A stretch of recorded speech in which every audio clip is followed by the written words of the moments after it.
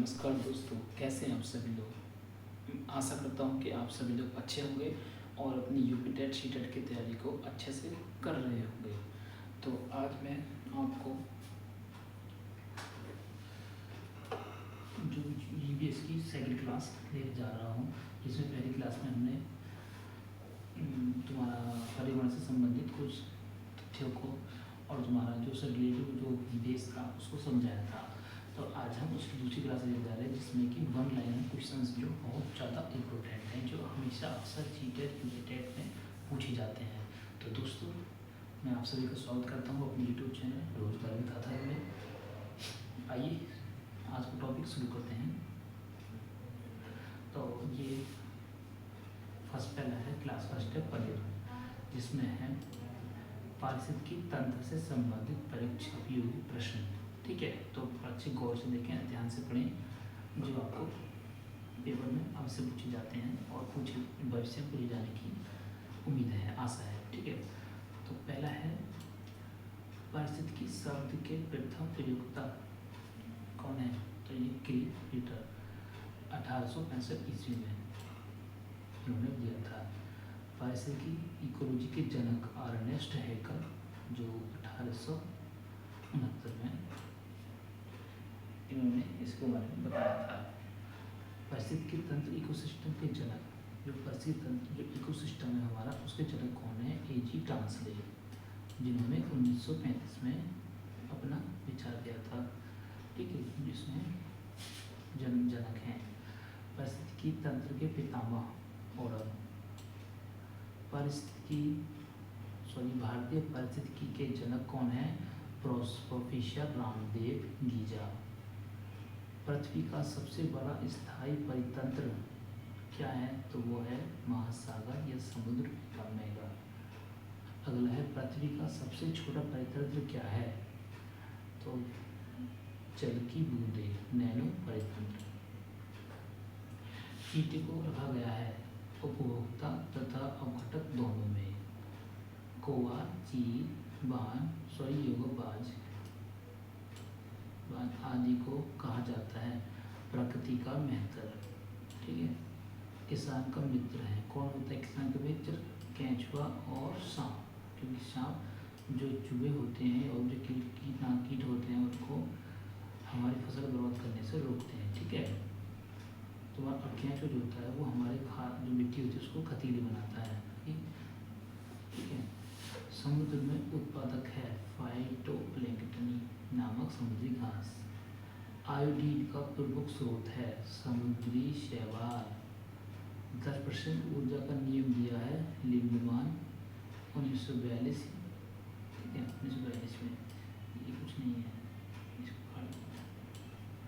ऊर्जा का पिरामिड बनता है सदैव सीधा। ठीक है, खाद्य श्रृंखला में ऊर्जा का प्रवाह कैसा होता है, एक दिशीय होता है। खाद्य जल में ऊर्जा का प्रवाह होता है बहुदिशीय। किस खाद्य श्रृंखला में सर्वाधिक उच्च पोलर है, सर्वाहारी मनुष्य।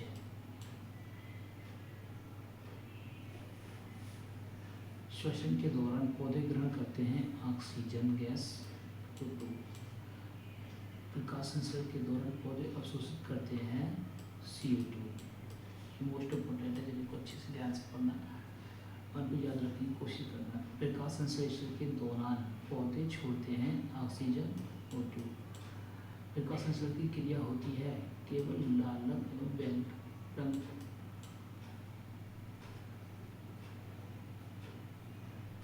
प्रकाश संश्लेषण की क्रिया सर्वाधिक होती है लाल रंग में। प्रकाश संश्लेषण की क्रिया न्यूनतम होती है किसमें होती है, बैंगनी रंग में। प्रकाश संश्लेषण की क्रिया सर्वाधिक होती है 30 डिग्री से 35 डिग्री ताप पर। ठीक है, पौधे में जल तथा खनिजों का अधिग्रहण कहाँ होता है, या अधिग्रहण होता है किसमें होता है, तो ये होता है जाइलम द्वारा। पौधे में भोजन का अधिग्रहण होता है किसमें, कौन करता है, जब फूलों द्वारा। अगर आगे देखते चलिए, पौधे का रसोई घर कहा जाता है पत्ती को। पौधे का सबसे आकर्षण भाग होता है पुष्प, फूल। लवण प्राप्त किया जाता है किससे किया जाता है, कली से। केशर भारत में पाया जाता है। कहाँ पाया जाता है? जम्मू कश्मीर में। पत्तियों का रंग हरा होता है, किसी कारण होता है? क्लोरोफिल के कारण होता है।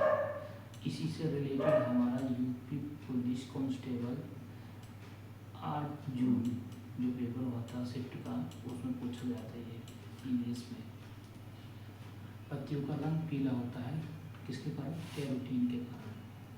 पर्यावरण का मित्र वृक्ष है पीपल, नीम, तुलसी, बरगद आदि। प्रकाश संश्लेषण के दौरान पौधे के लिए आवश्यक तत्व क्या होता है? तो उसके लिए होता है सूर्य का प्रकाश, क्लोरोफिल प्लस जल। ठीक है, H2 प्लस CO2। तो इसके लिए एक क्रिया है जो लाइट क्लोरोफिल के उपस्थिति में जो हमारा प्रोडक्ट बनता है O2, ग्लूकोज और O2 बनता है, जल, ग्लूकोज और O2। ठीक है, ऊर्जा का प्रमुख स्रोत क्या होता है? तो होता है सूर्य। टमाटर का रंग लाल होता है, बताइए, लाइकोपिन के कारण। पर्यावरण का शत्रु वृक्ष यूकेलिप्टस सफेद एक दिन में लगभग 1000 लीटर जल का अवशोषण करता है। ये मोस्ट इम्पोर्टेंट है यूपी टेट में और अपना सी टेट में भी। ठीक है दोस्तों,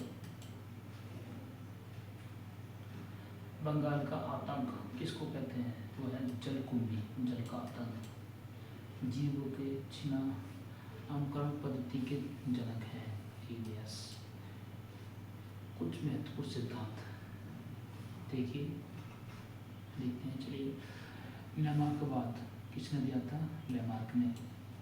डार्विनवाद सिद्धांत किसने दिया था? चार्ल्स डार्विन ने। नव डार्विनवाद किसने दिया था? जूलियन हक्सले ने। और तुम्हारा उत्परिवर्तनवाद फिगोडी ने।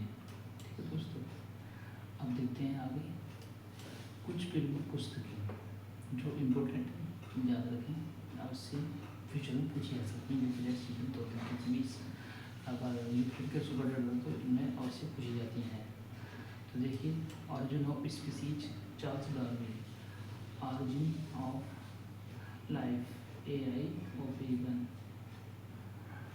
फिलोसफी जूलॉजी किसने दिया था? लेमार्क। दोनों कितना ये पुस्तकें हैं। पारिस्थितिक तंत्र का संरक्षण कहा जाता है अपस्थानीय संरक्षक को।